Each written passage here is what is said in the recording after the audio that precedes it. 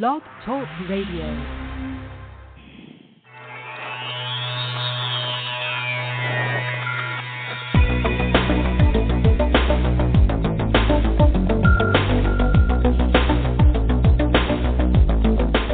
Across the country and around the world, streaming live on the internet, it's Real Estate Coaching Radio, bringing you the latest news, interviews, and secrets of the top producers.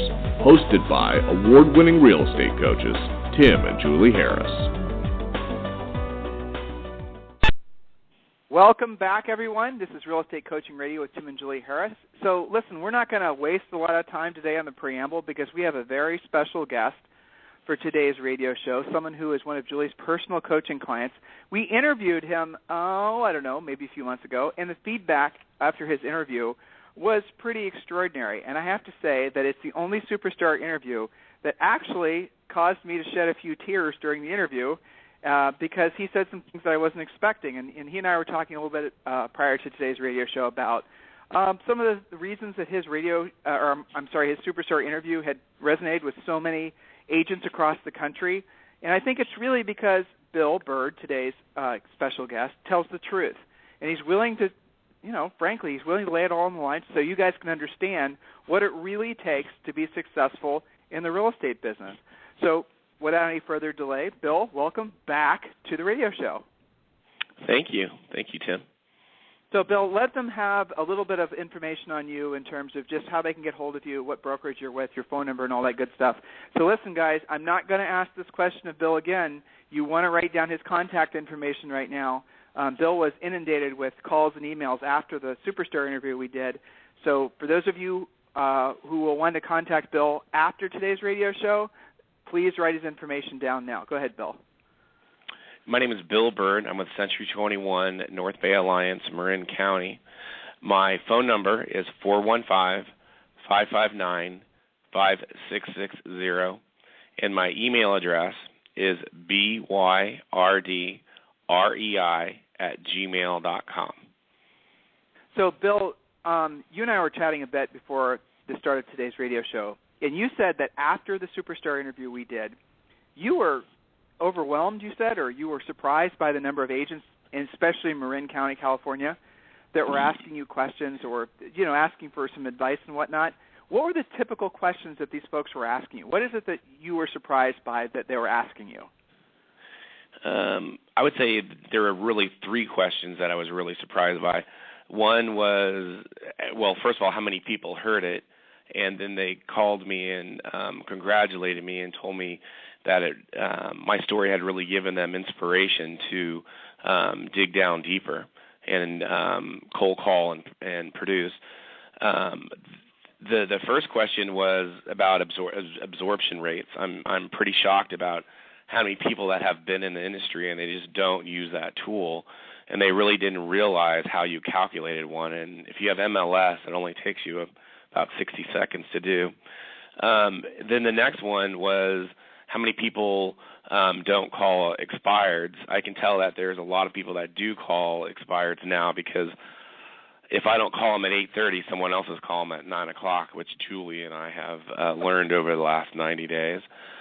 And then the very last one was about how people in their presentations that they don't really tell them about anything about themselves. And in my listing presentation, my family, our history comes out, and plus our dogs, cats. I really want them to know in my listing presentation who I am so that they understand that they are going to get all of me, good, bad, and ugly. So let's play this tape back, if you don't mind, and let's go back to Bill Byrd, right when you were starting originally with our coaching business and, before Julie was your personal coach. If you don't mind, I think it's worth the time to really let these folks know where you came from. And I call it your Bill Byrd comeback story.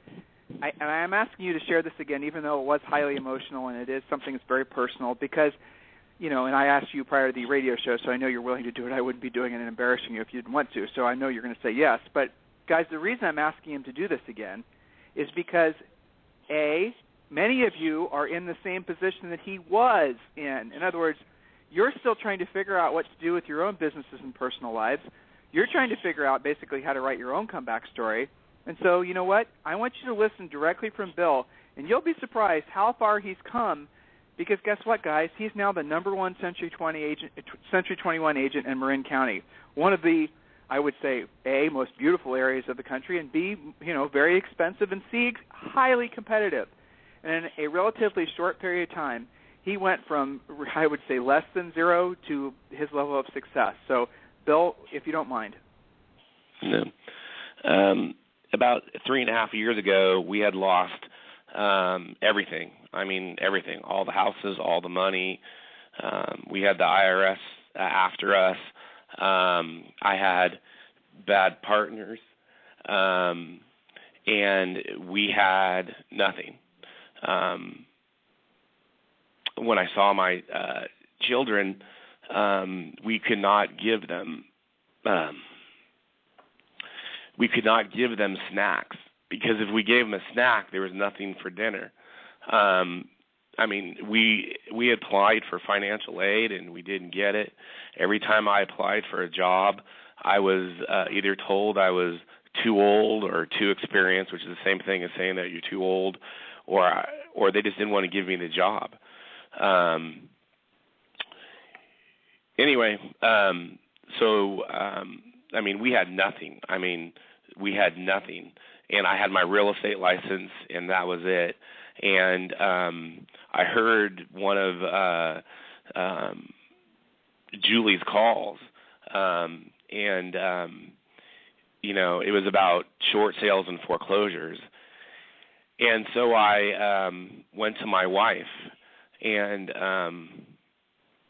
I said to her, I really want to do this, but we need tires for the car. And we had sold things to get enough money for tires for the car so I could show houses.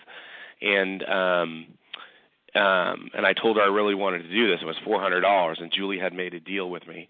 And my wife went to our safe and got the $400 and said, you don't need tires if you don't have clients. And my kids know Julie, and Julie very systematically brought me from analyzing my market. The first thing she got me doing was BPOs, which was the best training in the world. And then the next thing that she got me doing is really analyzing my market, and we decided that my client and my sphere of influence was not going to be Marin County. And so I started going where there were cheaper houses, which was north and in Solano County, and that's where I started. In my first year, I made $46,000, and I also made $20,000 in BPO money. And the story I really want to say is that my daughter, who is 9 years old now, we could not buy. She knew we had no money, and so she would literally cut cardboard out and put it in her shoes, because she didn't want to tell us that her shoes had big holes in them. And she did that every day. She'd get up really early in the morning and cut them out so that she wouldn't tell us. And she told her brother not to say that his shoes didn't fit. And God bless that we have medical, because my son still has problems with his toes. So anyway, that's the story. I'm happy to tell it. And now, our life is pretty good. With Julie's coaching, we're on a financial track. We just got a program with the IRS. We're saving money. We're not out of the woods whatsoever. My first year, I told you what my production year was. My second year, I did $119,000. Julie and I looked at all the different companies, and we agreed Century 21 was what I was looking for. And then last year, my net income was somewhere, it was like $346,000. I grossed $457,000 roughly last year. So hold on, I'm writing all this down. Yeah. So you went from essentially zero to $457,000 in, did I hear 3.5 years? Yeah, 3 years in gross commission. 3 years. Yeah, 36 deals I closed last year, yeah. Okay, so Bill, I really want you to drill down, and then I know Julie's got a question. She just chatted me, but I really want to drill down on something. I have to do this without getting on my soapbox. First of all, thanks for sharing that story, and I hope all of you guys are as touched again as we are by that, because it really goes to show that with the right, I think, mindset and plan, anyone can turn their lives around. And I'll say motivation as well, which Bill clearly has. So, silver bullets, Bill. I mean, a lot of people out there right now are into buying buyer leads. They're into doing all these other things that basically think that, they're spending money thinking that somehow magically the business is just going to come to them. I know you're inundated with all that every single day. Every agent is, especially this time of year. How do you cut through all of that messaging, confusing, Mickey Mouse, the agents that are believing that, basically the center of influence and past client stuff, only doing that will work, or the sort of, bait and switched direct marketing type ads and other coaches telling people to run. And there's another coach that's basically, it seems like, telling agents to do illegal cold calling. I mean, with all these different competing messages out there, you are certainly exposed to all those, and yet you've been successful. It's hard work, isn't it? Or is it something else? I think it's very hard work. I think that, in my circumstances, I had 2 children, and then we had a third one in the middle of all this, and I was really highly motivated.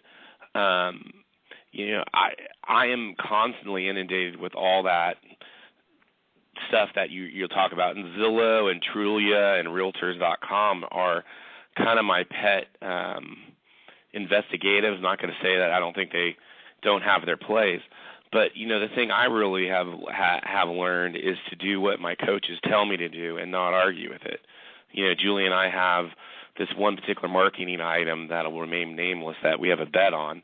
But, I have enough faith in my coach to do what I'm told. I don't think it out. I think the best call I ever heard that I was on with you, Tim, was when, you don't need to know why, just go do it. You're paying us money, go do it. And that's what I do.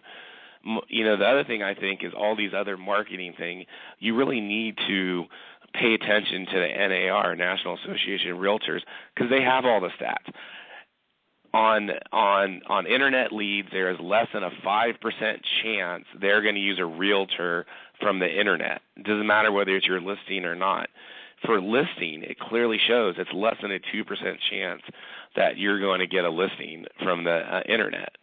The internet is ability to show buyers your home and take care of your sellers. It's really not a lead generating machine. Bill, can I jump in there for a second? Sure. Bill, you just said something that's really important, and it's really the bottom line, cutting through the BS, getting to the heart of the matter.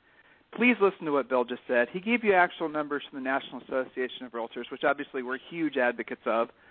National Association of Realtors saved the real estate industry during the real estate recession. All of you should be paying your dues annually and putting a smiley face in the memo section, and we mean that sincerely. So the reality of it is not only what Bill said, but also, and this is interesting, Bill, you'll like this, Market Leader actually just put out a widget, and I don't know how to describe it other than the fact that it's kind of telling agents how many leads they need to earn a certain number of certain level of income. I was playing with the widget, kind of clever little thing. But what it did show was included, Market Leader, who owns, Trulia now, or not Trulia, but it doesn't matter. They don't own Trulia; it's another company they bought. So Market Leader has the analysis done on what percent of leads actually convert. In other words, if you get 100 buyer leads from Market Leader, I said Trulia, but I meant Market Leader. If you get 100 buyer leads from Market Leader on average, according to this widget, only 2 to 3% of those are actually going to convert into real business. Now, on the surface, that sounds like a hell of a lot of conversations with people just to find the needle in the haystack. It sounds like a lot of work to me. But then when you add to the fact that the buyer leads, the seller leads, these internet leads, like Bill just said, they're not just going to one website. They're going to all these different websites requesting all this different information from all these different fill-in forms.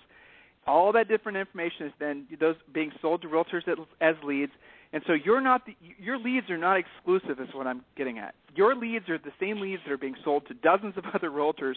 So the actual conversion ratio is probably more like 500 leads to every one converted sale. Now, if you really want to drill down on this, I was looking at Zillow's public filings, and I am a great admirer of that company, truthfully. They're doing a fantastic job overall. But their revenue model is essentially selling leads to realtors. And they say publicly that if you do the math backwards, that every lead that they sell to a realtor costs about an average of $20. Okay? If you need hundreds of $20 leads just to find one possible transaction, how long are you going to be able to afford to do that? That's the futility in a lot of the things that you guys are buying into out there. And I really want you to clear your minds about the reality and the fact that real estate, at the end of the day, to be successful, like Bill, to go from zero to almost $500,000 in 3 years, there are no silver bullets. You're going to have to learn some skills. You're going to have to make a lot of effort, and you're going to have to do it even on the days you don't feel like doing it at the highest level. So sorry about my rant there. But, Julie, you've got a great question for Bill. I do, because I can just hear agents' gears turning in their heads, going from 0 to 46,000 to about 120,000 and into the 400,000s. And I mean, that 3.5 years is not a long time. So, Bill, what would you say, from your standpoint, what are the 3 most important things it took for you to actually go from where you were 3.5 years ago, to where you are today? What are 3 main things for our listeners who are wondering how they can do what you did? I'd say number 1 was realize I really knew nothing. I had been a mortgage broker for a long time, and that I knew nothing, and that I needed to I love football, and I love hunting, and I had to really intensely train myself every single day. I had to learn things every day. I don't read books just to read books. I read something on my industry or something that's relevant to my industry. Number 2 was to get a coach. And I really believe that you need to find a coach that has been inside your industry, someone that has done it. And it's public records. I checked you and Tim out before I ever invested anything in Harris Real Estate University. I think there's a lot of coaches that think that they hire CPAs and they're now coaches, and they've never been in the trenches. You know, C21 pays a lot of money to one particular person, and he's never been in the trenches. When you ask him a really deep question about, what he did on a listing presentation, that's what I love about you and Tim, is that when you say, I was in this situation and we're talking about the goldfish pond that absolutely stinks, but it's his favorite joyous thing, how do you handle it? Because that's going to be one of the things that's not going to sell the house. You could ask that coach that question, and he's got no answer for it, as opposed to you do. And then the very last thing is you've got to be willing to cold call. I like cold calling. I love the challenge of it.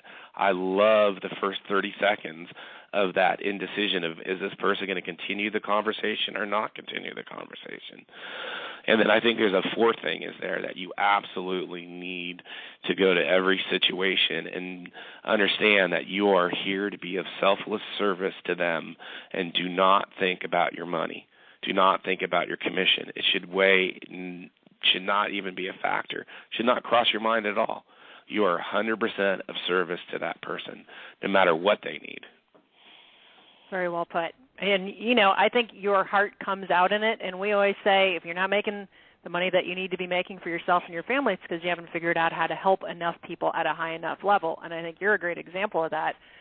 Bill, a lot of people are wondering if you have had to build a huge team to get to this kind of production. I mean, don't you have 14 people working for you to get to that 400,000 plus level?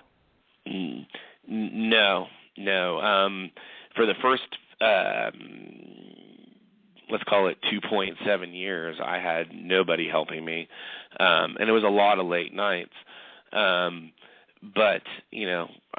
But when you're feeding your children, it was really not a big deal. You and I talked to somewhere when my production got to be about 20, 22 homes. that I needed to hire an assistant, and we methodically went and found a person that works for me.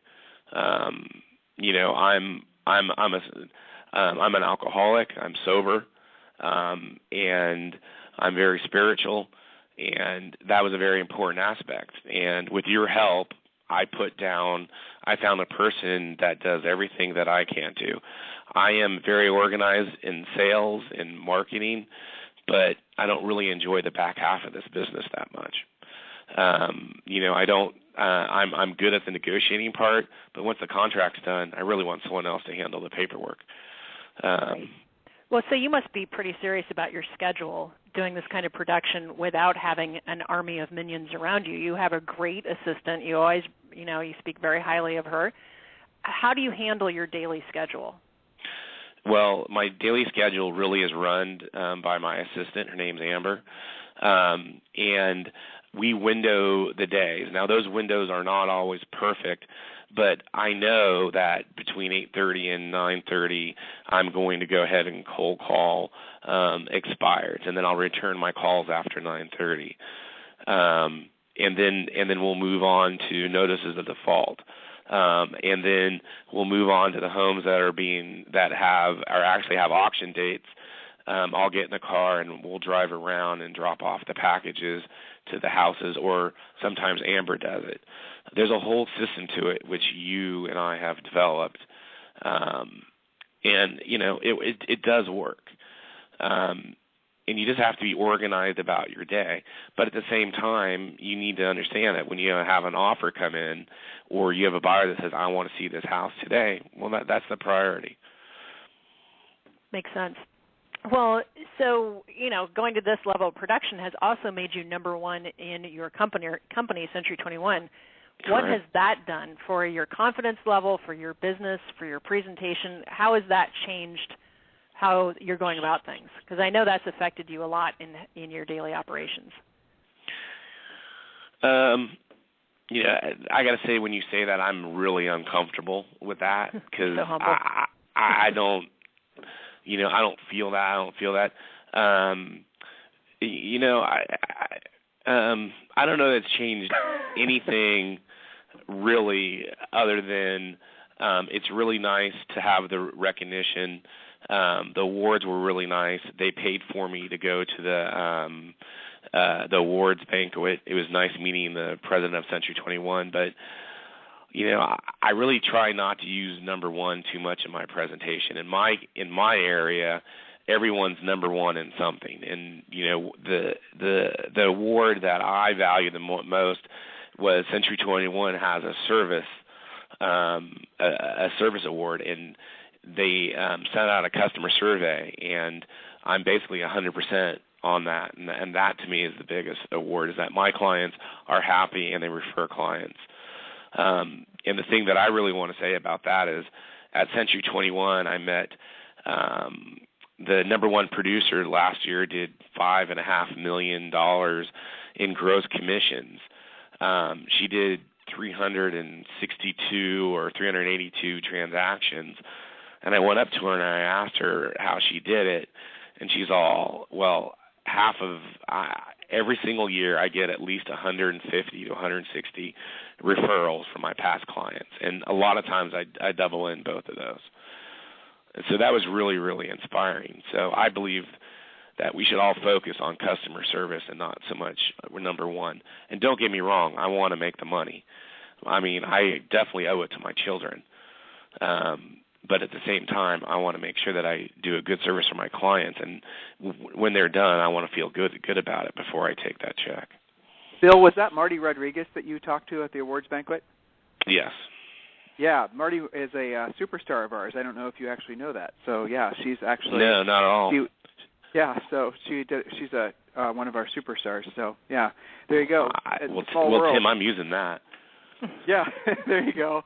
All right, so, you know, I was thinking about while you were talking, knowing how realtors oftentimes will try to be skeptics when they're listening to interviews like this, you know, we're very focused on net profit. We're very focused on agents actually pulling as much profit out of every transaction, paying themselves first, not just keeping whatever's left over, not thinking the best place to reinvest their money is back in their business. We are really, really focused on everything we can do to influence you guys to become truly rich, where your money works for you and you no longer work for your money. And I realize that we're the lone voice in the real estate trading world when it comes to that specific thing, but it's something critical because all of us at some point in our lives have been through financial pains, and in many cases those financial pains and strains are avoidable if you're just a little bit, if you're not a money abuser, if you're basically saving and reinvesting. So when you say you earned $457,000, your third year in the business, how much of your focus is on net profit to you? I would say about 100%, because if you got Julie as a coach, there's no way not to be that way. I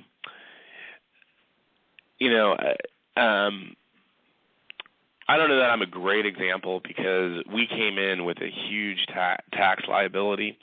But so when we get a check, the first thing we do is we pay our taxes, the maximum amount of taxes. Then the next thing we do is we take 10% out of every single check and put it in a hidey hole account. And then from there we take our business expenses, and then we pay ourselves. But we're very fortunate. Our kids are in private school, and we still have to be paying the IRS every month. So, well, that time will come to an end soon enough, and then the money you're paying the IRS, you can start reinvesting, right? I mean, absolutely. And that's the thing I really look about is with Julie, because there was a time that I really needed a car. And, she's all, sure, let's go buy that $80,000 Range Rover. Oh, and by the way, as soon as you drive it off the lot, it's worth $65,000. Oh, and let's work the payment in it. Oh, and by the way, you're going to need full insurance on that, aren't you? Right. Okay. Oh, but of course you're going to get a tax break, so let's look at the tax break. A new car that you have to make a payment on is really a loser investment, no matter how you cut it. And I love cars, don't get me wrong. But yeah, I mean, the truth is from having coached agents for now longer than we've sold real estate, it is amazing how many agents were, I think, for the most part, very, very successful. Some of them even probably were fairly wealthy during the boom. And because they didn't save and reinvest and they weren't diversified, they just kept on reinvesting in their businesses and their branding and their teams and all these typical things that agents do. Well, as soon as the market shifted, they did not survive. A lot of cases they had, they still haven't written their comeback stories yet. They can, obviously, because what got them there in the first place will get them there again. But the reality of it is all of you writing your comeback stories, please, for the love of God, do it differently this time.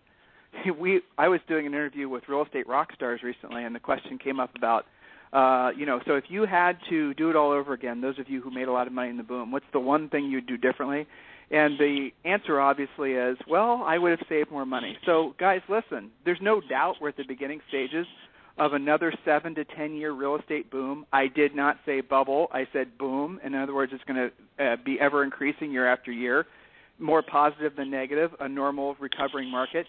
So this time around, save some money, would you? Just a thought. So, Bill, let's talk about this. And Julie actually wrote this question down. How do you have balance? I mean, is balance an important thing in your life? You obviously, family's critical. I get a sense that family's the number one thing that drives you. So, how do you balance your family life with your work life?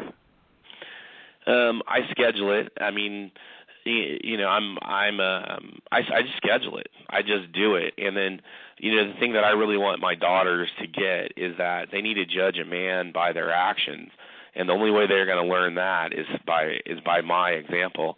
So my daughter, to a complete surprise of me, wanted to get into bow shooting. I'm an avid hunter. I love shooting bows. And so on Thursdays or Fridays, depending on her horse riding schedule, we go and shoot for an hour. With my son, Saturday morning is just he knows at 9 o'clock we're going to go do something fun before I go out marketing. And then my little girl, I try to get home every night and put her in bed. And I'd say 80% of the time I do. I schedule it. And then the time I have with them, I make it really meaningful. And then Julie and I've had a weight problem Julie and I talk about eating healthy.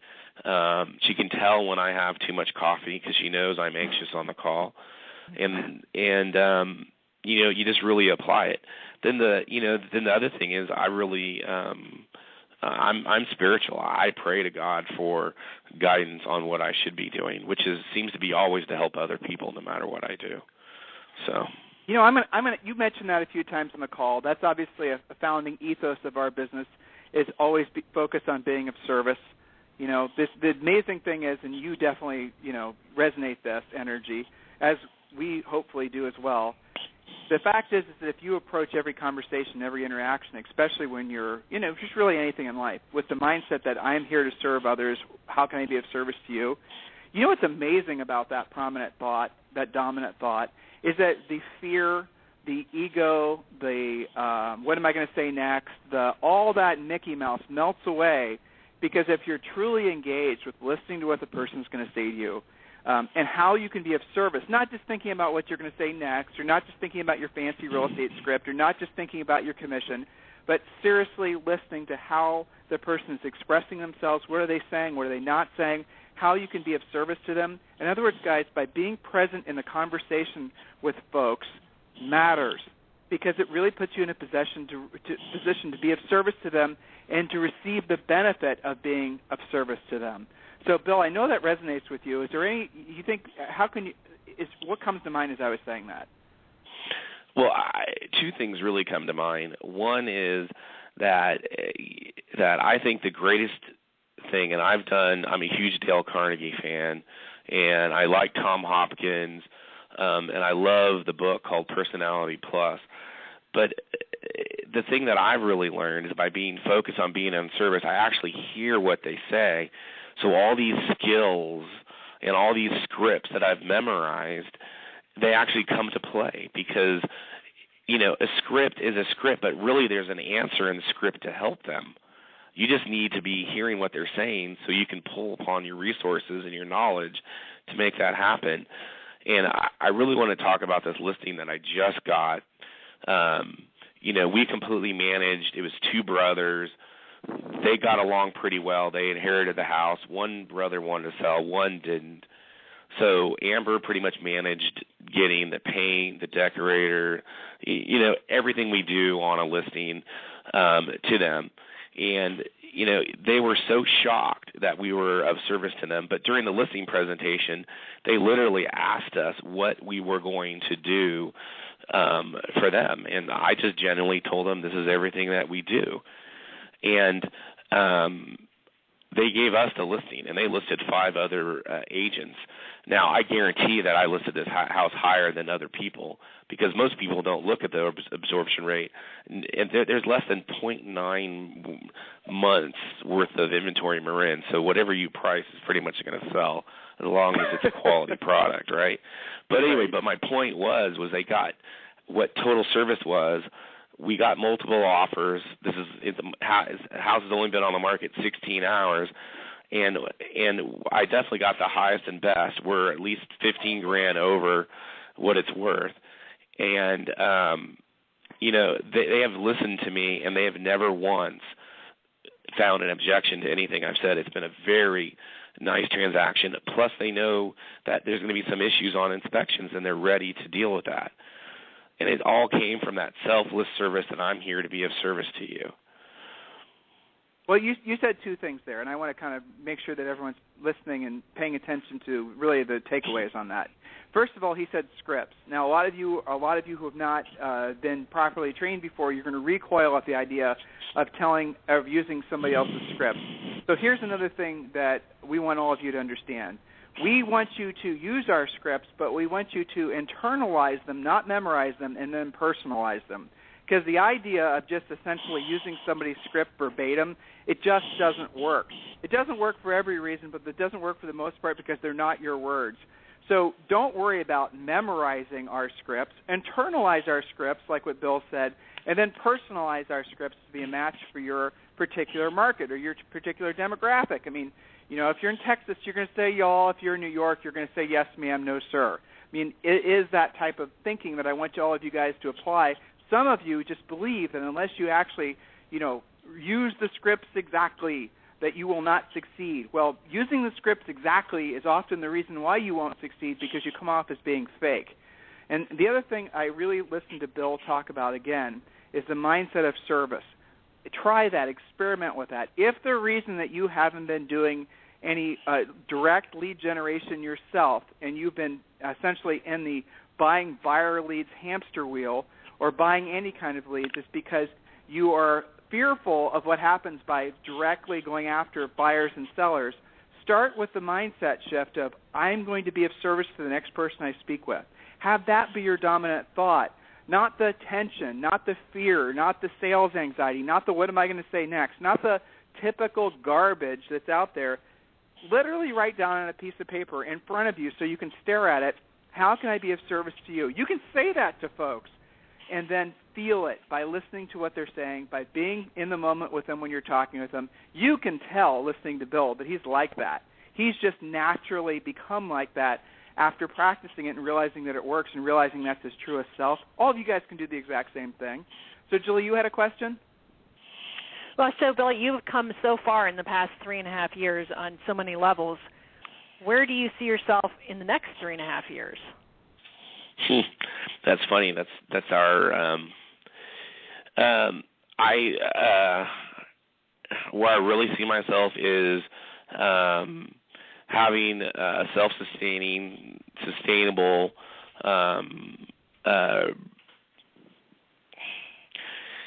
real estate business that is, and when I say self-sustaining, that's self-generating leads. Because I really believe coming into my fourth year of the business that you just get referrals as long as you stay in contact with your past clients, which I have not been the best at, but after talking to Marty, I'm going to be the best at it here. And then the next thing is that we're branching out into property management, and it's not a lot of income, but it's a little bit. In the future, that will also generate both income and leads in the future. And then, what I really want is to buy my family a house. We lost our houses. It was 100% my fault. I was the exact person that Tim describes, making big income and living recklessly. At one time we had 5 car payments. 2 boats. Who needs 2 boats? They're both ski boats. What do I need 2 boats for? I had them. Anyway, so that's where I see myself, is really making the business be a permanent self-sustaining business with self-generating leads, and then also having the management going, and then owning a home, and then also starting to prepare for our retirement. Now, I'm never retiring. I like working. I'm never retiring. But I would like not to have to worry about my production every single month. So, this next question, Bill, I actually got from Larry King, and it's the question I always like to use when I'm ending interviews because it's kind of powerful, and it always surprises me how different people answer the question. So why you? In a market that's extremely challenging and arguably the worst economy that hopefully any of us will ever have to live through in our lifetimes, and arguably, again, probably the most challenging industry that you possibly could have chosen, selling real estate at the tail end of a real estate crash, why you? Why is it that you've been able to succeed where so many other people haven't? I'm going to say number one is God has given me a real gift to care about other people. And when I hear about their goals, because that's what, Julie and you and every coach I've ever heard says, you're here to fulfill your seller's desires. We have an ability to, all right, it's my listing, and we treat it like it's our property. And that's not the true. If they want to sell it fast, you price it accordingly. If they found a exchange house, you price it accordingly. If they want highest in value, then you explain them the downfalls of that. But it's my ability to be of service to you and to listen to what your goals are, and to the best of my ability, I will with 1,000% of my soul try to achieve those goals. I cannot guarantee it, but I will leave it all on the mat, and it's for you. And with my ability to learn, to adapt to the market, to use all the tools that are available to me and the people, and really knowing my market, I'm going to sell your home. It's going to happen. And the thing that many agents don't talk about is it's not about just having the perfect marketing plan, which I believe is important. I believe you need to do the old school stuff, the new school stuff, and you need to be creative. You know, like another thing I heard was when you have a new listing before it goes on the market, go 10 houses down, 10 horses up, and 20 houses across the street. Anyway, my point of it is it's about putting the energy into the listing. If you put enough energy into it, positive karma is going to come with it, and it's going to sell. You know, it's about answering your phone. The thing I hate about REO agents that I cannot ever get an asset manager to understand is how the listing agent answers the phone on their listings is a direct impact on when your listing is going to sell. And I can never get that over to REO agents, asset managers. I can never get it over. I don't know why, but it doesn't work. So that's the reason why I would pick me. I appreciate that. Well, and you're not just doing distressed real estate, let's be clear. I mean, you're doing all kinds of different real estate, you know. The distressed stuff for you and your market at the time was the market to go after because it was, frankly, probably at the time it was the best market to go after. But now that the market's shifting, clearly you're shifting with the market. So you're not just one of these agents that's trying to pigeonhole himself as this agent or that agent. You're focusing on anyone. You're focusing on anyone you can be of service to. Exactly. And then, you know, the other part that when Julie and I started was she explained the whole spoke of the spokes. And in my office, there's a wagon wheel. It's past clients, REO, miscellaneous, short sales investors, expired buyers, and now we're moving into we call them equity sellers because Marin County's gone up 30%. So anybody that's owned a house for the last year, it might be the time to sell. You know, I tell a lot of people that, you know, if this was a stock, you would have sold it by now, right? Yes, you would have. Yeah, exactly. Yeah. Well, so Bill, listen, sincerely thank you for your time. I'm sure that your sincerity and your true caring about other people is going to resonate again, and you're going to hopefully get a lot of benefits from doing today's radio show. So everyone listening, I have a question for you. Same question I just asked Bill. Why not you? You know, why not you? Why aren't you doing what Bill's done? What is it that's holding you back? What are the thoughts that you need to be having, and most importantly, the actions you need to be taking? Let us help you. freecoachingcallsforagents.com. freecoachingcallsforagents.com. Or you can go to our main website, of course, timandjulieharris.com. We're kind of the stealth coaching company out there. You know, we don't do a lot of live events.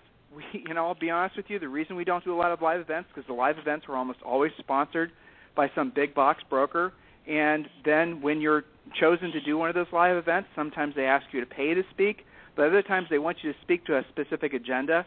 So we don't do that because, frankly, if we can't talk with you guys about what really matters, i.e. we are the only agent-centric coaching company that I am aware of, then we're not going to do the event. And we'll always stay true to you, the individual agent. At the end of the day, guys, whether you know it or not, whether someone told you or not, listing agents, many of you are becoming listing agents or already listing agents, are the lifeblood of the real estate industry. All the rest of the stuff, the websites, the buyer leads, the portals, the this, that, the other, purely secondary. If you're not learning to be or are not already a listing agent, you're not going to be in the business. Listing agents control the industry and always will. And if you're a listing agent, you need to get better because the market is changing. You need to do everything in your power to position yourself to take advantage of what is the next real estate boom. Anything we can do to help you, please go to freecoachingcallsforagents.com. Mr. Bill Byrd, again, thank you for your sincerity and thank you for your time today. And, I love talking with you because, frankly, I always walk away feeling calm but motivated. You have a really interesting energy. It's motivational, but at the same time it's calming. You know, it's not like some of these frenetic folks we talk to. Good combination. So thank you sincerely for joining us for today's radio show. Thank you.